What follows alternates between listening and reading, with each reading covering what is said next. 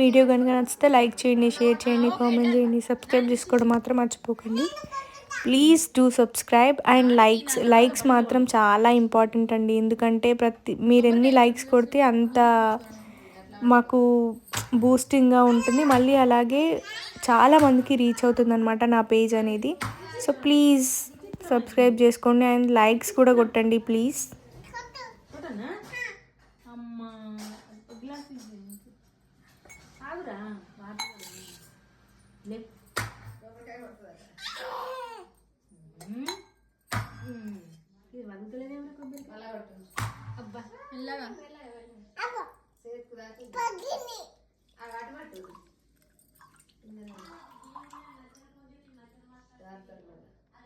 మొక్కి